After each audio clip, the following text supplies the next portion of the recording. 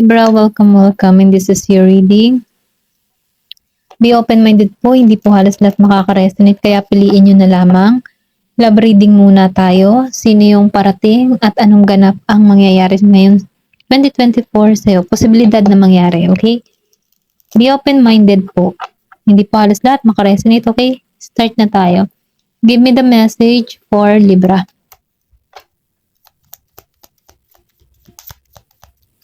Give me the message for Libra. Sinong darating sa'yo ngayon 2024? At anong ganap ang parating sa'yo? Meron ka dito na, wait lang. Meron ka ditong bouquet. Meron ka ditong bird. Wow, love bird. Excuse me. Then, meron ka ditong fish.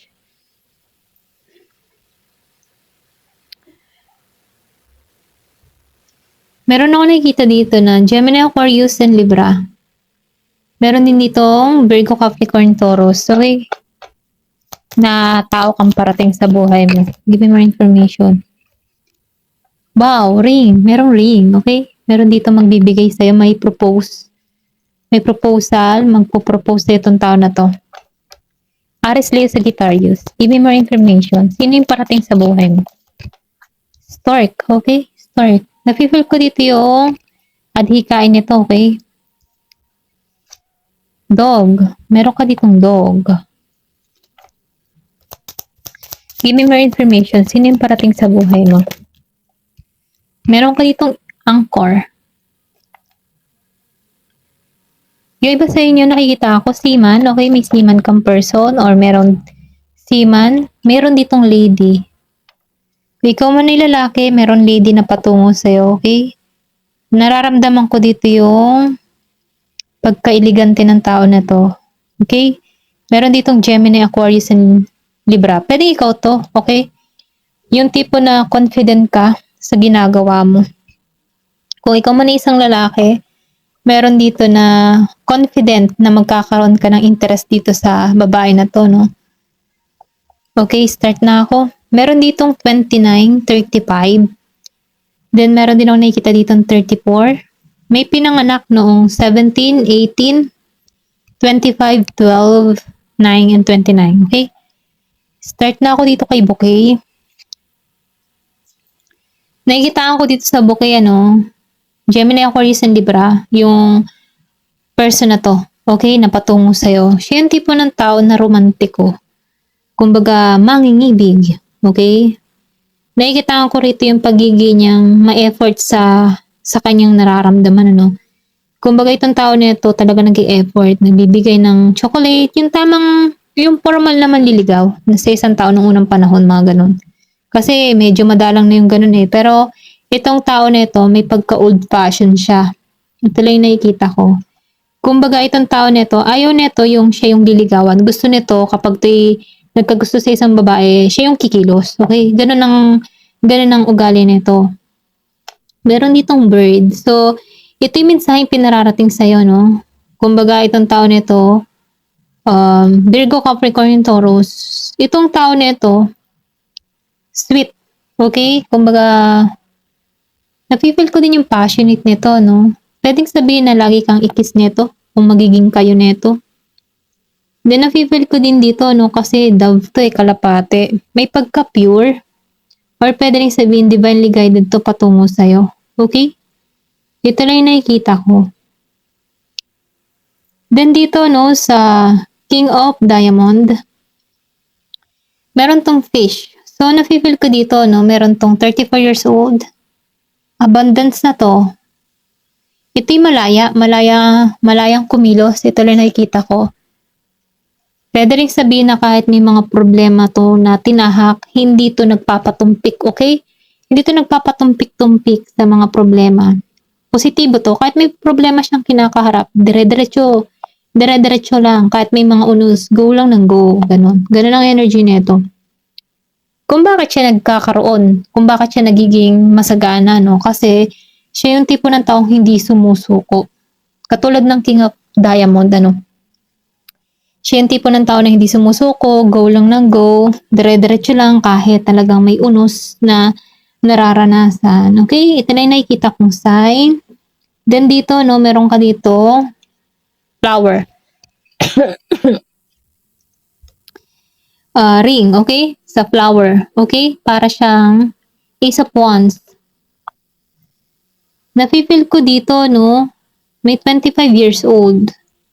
Siya yung tipo ng tao na once na nagustuhan ka talaga, talagang bibigyan ka nito ng singsing. Pwedeng kilala mo to, okay? Or pwede rin sabihin na meron ditong tao na patungo sa'yo na magpo-propose. Kung meron ka mang boyfriend ngayon, ito yung patungo, no? Magpo-propose na yung boyfriend mo sa'yo. Ito lang yung nakikita ko, may proposal. Then dito na si Stork, para tong Queen of Hearts. Okay, meron ditong Queen of Hearts. So, nakikita ko dito, meron ditong pinanganak ng 17 sa Queen of Hearts. Alam mo tong tipo ng tao na steady lang to, okay? Siya yung tipo ng tao na pure, may malaya siyang kumilos. Abundance din tong tao na to, okay? Para siyang Scorpio, Cancer, and Pisces, okay? Kasi naitaan ko dito yung itlog and nest, no? Itong pugad. Kumbaga, secure to. Malaya tong gawin yung mga bagay na gusto niya. Napipil ko din dito yung messenger, okay? May magmimensahe sa'yo. Then dito, no, sa dog, meron ditong pinanganak ng 18. Meron ditong year of the dog. Yung patungo sa'yo, pwedeng ikaw to. Ikaw yung tipo ng tao na tapat. Ganon din yung inaasahan mo, maging kapareha, tapat na tulad mo. At yun ang marireceive mo dito. Okay? Tapat tong tao na to. Ito na yung nakikita ko. Palakaibigan, loyal, andyan palagi kapag kinakailangan mo, pag may problema ka, nakikinig to. Hindi ka nito iiwan sa kapag may mga problema kang tinatahak, hindi ka nito iiwan. Andyan siya para sa'yo. Okay? Meron ditong anchor. So, nafe-feel ko dito, no? Meron kang seaman or mandaragat. Mga ganun. Nag-work in dagat. Mga ganyan. Siya yung tipo ng tao na meron dito na Gemini, Aquarius, and Libra. Alam mo yung tipo na marunong tong bumalanse. Okay? Kahit may mga pagsubok na nararanasan, go pa rin Parang ito sa fish. Nakikitaan ko dito yung pagiging matatag ng tao nito. Sa 34, may 35 years old, pwedeng 35 years old to or pwedeng ikaw. Kumbaga, nafe-feel ko dito yung success sa tao na to. Okay? Kasi kung dito makikita mo sa tali, kumalas ibig sabihin, pakiramdam ko dito, marami na rin tong pagsubok na kinaharap. Pwedeng sabihin, diborsyado to. Okay, kasi may taling kumalas. May kumalas na. Or pwede rin sabihin, nagkaroon to ng masilumuot na pass. Pero kahit ganun pa man, nakikitaan ko dito yung katatagan ng tao na to. Okay? Meron ditong lady. So, nafe-feel ko dito yung tagumpay sa lady. Okay, matagumpay siya. Confident siya. Elegante. Kung makikita mo naman sa itsura ng lady, okay, may corona pa. Excuse me. Matagumpay na to sa buhay.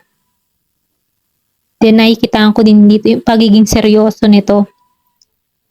Focus siya sa kanyang trabaho. Ayun. Ito lang nakikita ko. Meron ditong 29 years old, okay? Ayan, tingnan pa natin kung ano pa yung mga sign. Wait lang ha, inom lang ako ng tubig. Nasasamid ako Okay? Tingnan pa natin dito kung sino o ano pang kaganapan ang parating sa'yo. Give me the message. Ano pa yung kaganapan na parating sa'yo? Meron ditong casket. Meron ditong tao na umalis sa buhay mo, okay? Ito na yung nakikita ko dito. Meron ka ditong, pwedeng bago pa lang to, no? Yung kabibreak mo pa lang or meron kang inalisan dito na tao na kung saan yung sitwasyon ay hindi na maayos. Kumbaga, tinanggalan mo to sa cascade. Ito lang nakikita ko. Or pwede rin sabihin, meron ditong tao na gustong umalis sa buhay mo. Ito lang yung nakikita ko. Kung ikaw man ay nasa isang relasyon ngayon, meron ditong tao na gustong umalis sa buhay mo. Ayun. Meron ditong older woman. So, yung iba sa inyo, no?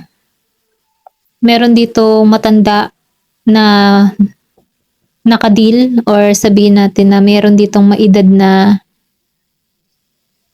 nagkakaroon ng interest sa'yo. Okay? Matured woman. Yan lang yung sign. Wedge. So, dito sa wedge, nakikitaan ko dito na meron ditong gustong pumagitna sa iyo.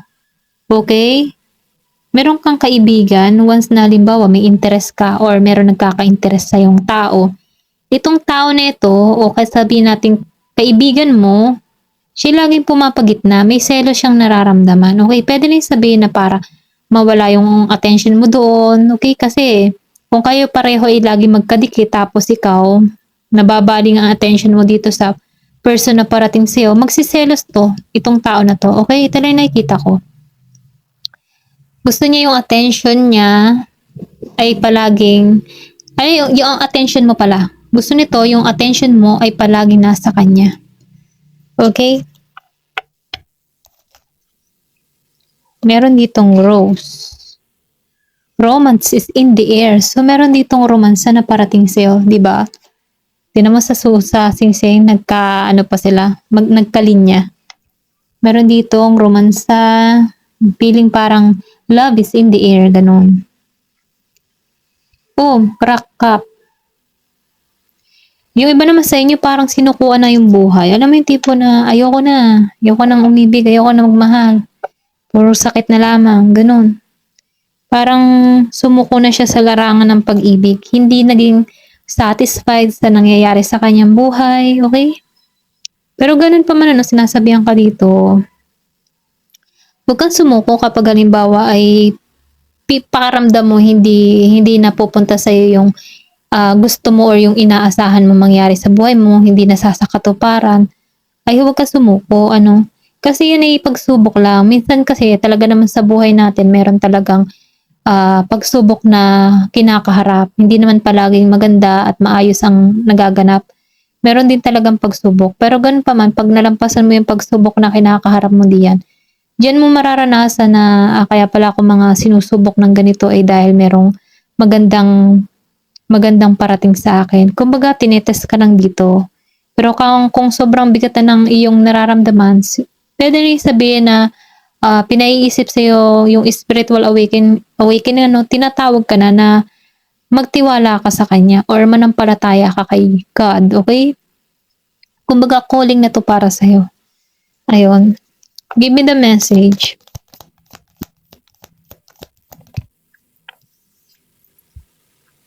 Wow, family wishes come true. So, ibig sabihin, meron kayo ditong matutupad na kahilingan ng buong pamilya nyo, okay? Kung ano man yung mga hinihiling nyo, matutupad yan. Give me more information. So, meron ka ditong mountain road. You are on the road of success. O, diba? Kaya wag susuko. Kung nabigo ka man, meron pang maraming daan, okay? Maraming daan. Kung nabigo ka man sa unang daan, bumaling ka sa ibang daan, okay? Na kung saan, meron pang daan ng success dito. Ayan. Goldfish. So, meron ditong goldfish. Meron ditong increase in material wealth or spiritual growth. Magkakaroon ka dito ng spiritual growth. At, madadagdagan pa yung iyong material wealth. Okay? Kumbaga, mga gamit-gamit mo, yung may halaga na gamit, magkakaroon ka nito. Okay? Magkakaroon ka at magkakaroon. Ganon. Kung makikita mo dito, sa clover, okay? Meron ka ditong great fortune. Great and good fortune. O, diba? Napakaganda. Kaya, Huwag mawawalan ng pag-asa. Ayan, tingnan pa natin dito kung ano pa yung mga sign. Excuse me po. Pasensya na. Ito ko'y namamaos. Saka dadaldal. Kasi, chika tayo ng chika eh. Give me more information. Ano pa yung mensahe sa'yo? Ayan. Tumalsik to. Meron ka ditong dasan, di ba? Swerte. Saan? Tagumpay. Luck is luck, di ba? Swerte. Oh, Wheel of Fortune, di ba? Meron ka ditong Wheel of Fortune. Magandang kapalaran. Tulad ng sinabi ko dito, great good fortune coming your way, di ba? Susurtin ka, maniwala ka lang. The vlog. Meron ditong tao, ano, or pwede rin sabihin na meron ditong tao nagkaka-interest sa'yo, vlogger din. Okay? The feminist. Okay, meron din ditong feminist. Kumbaga itong tao na ito, nafe-feel ko dito yung pagiging nitong spiritual. Aware siya sa spiritual, mananampalataya, may pagka-divine feminine. Then nafe-feel ko din dito na siya yung tipo ng tao na, alam mo yung tipo na marunong makiramdam. Okay? Hatid nito sa'yo, tagumpay ha. Ito na nakikita ko. At meron ka ditong magandang kapalaran sa patungo sa'yo. Give me more information. Sino pa yung parating sa'yo? Wow, the world. So, nafe-feel ko dito yung kaibahan yung dalawa. Meron ditong nasa ibang bansa. Ayan. The follower. Okay, follower mo na rin to sa Instagram, Facebook, sa mga social media account mo. Meron kang follower dito na nagkakaroon ng interest sa'yo. The world. So, meron din ditong nasa ibang bansa o pwede rin sabihin foreigner. May kaibahan kayong dalawa. Okay? Meron ditong juvenile. So, itong tao nito mahilig sa music or pwede rin sabihin na kilala mo na rin to, paulit-ulit na nagre-replay sa kanyang kaisipan yung nangyari or naganap sa inyo kung kilala mo to, no? Sila nakikita, pwedeng past person mo to, no? Meron ditong the eye roll. So, meron din ka ditong parating na past person mo na kung saan talagang iikot yung mata mo pag nakita mo tong tao na ito. Meron ditong the wifi. So, need ng internet kasi meron ditong the world. Meron ditong acai bowl. So, nakikita ko dito, itong tao na ito ay vegetarian. Unicorn. So, nakikita ko dito yung pagiging magical. Okay? Yung tipo na parang para bang iisipin mo, hindi mo akalain magaganap to sa buhay mo, pang fairy tale, ganyan. Meron ditong the coffee. So, nakikita ko dito, itong tao na ito mahilig sa kape. Ayan. O, pwede rin sabihin ikaw mahilig ka sa kape. Tingnan pa natin yung mga sign. Okay. Meron ditong nasa HK, nasa Hong Kong. Hope, umaasa. Umaasa to. Okay? Hope. Meron ditong like. Okay? May nagkakagusto sa'yo dito. Love. Meron din, mahal ka. True. Okay? Meron ditong totoo. Totoong parating sa'yo. Totoo siya sa'yo. Meron ditong flower, may personal growth na to, matured na to. Kumbaga gusto nitong gumawa kayo ng masasayang memories, ganun. Meron ditong astronaut, so nafe-feel ko, meron ditong travel. Need ng tao nito mag-travel para pumunta sa bahay mo, mga ganun ba? O meron ditong rabbit, so nafe-feel ko dito yung fertility. Meron ditong magbubuntis 2 beses, fertility, white and black, so may pagka yin and yang, balance, okay, babalance sa'yo. Then, watermelon. Maybe juicy. Okay? Mahilig ka sa juice. Yan. Meron dito, ano to? Seahorse. Friendliness. Okay? So, nakikita ko. Palakaibigan to. Smile. Gusto nito yung ngiti mo. I love. Mahal ka nito. Okay? 2 beses na lumabas to. Ano? Dolphin. Meron ditong dolphin. Nakikita ko dito sa dolphin ha. Loyal to. Okay? Kasi meron ako nakikita dito nasa na ba yung dog. Dito no sa dog. Loyal to. Okay? Tapat tong tao na to. Palakaibigan. Ride. Okay? Patungo to sa'yo. Meron ditong hello. Ayan o. Hello Kitty. So, nafe-feel ko dito, maybe mahilig ka sa Hello Kitty or pwede rin sabihin itong tao na to. Meron dito na fish, abundance, okay? Tulad nito, spiritual growth, then mag-i-increase yung material wealth mo. Yan. Meron ditong buntot. Nafe-feel ko dito yung fertility, expansion, personal growth dito sa flower. Tingnan pa natin ang letra. Meron ka ditong letter F, J, maybe JJ ang pangalan nito or J, double J, may S, then V, victory, may P, meron din P, N, F, and Y. May Y. Meron ditong 32 years old, 33, 34, 35, 36, 30, 37, ayan, 39. Meron din ako nakikita ditong 40, 42, 43, 44, 45, 46, 47, and 49. Meron ako nakikita ditong 999 angel number, okay? Angel number 999. Paka-check na lang po sa Google. May mensahe sa'yo. Meron din ditong 23, 20, 24, 25, 26, 27. Meron din ditong 40, 43, 45, 46, 47, 49. Meron din ditong 50, 54, 56, 53, 59. Okay? Ito lang nakikita ko. Then 40. Ayun. 34 and 30. Ayun yung nakikita ko. Meron ditong new beginning na naghihintay sa'yo. Kasi lumabas yung 000. Food lover. Meron ditong mahilig sa pagkain. Then, short hair. Meron ding maiksi ang buhok. Then, October. Okay, meron dito October. Pwedeng may maganap dito sa October 20, 23, 24, 25, 26, 27, 29. O kaya ay 2, 3, 4, 5, 6, 7. Okay, ito na nakikita ko. And 9. Lumabas ang old. So, meron ditong maedad. Maybe ang edad nito ay 65, 64, 63, 60, 62, 61. Okay?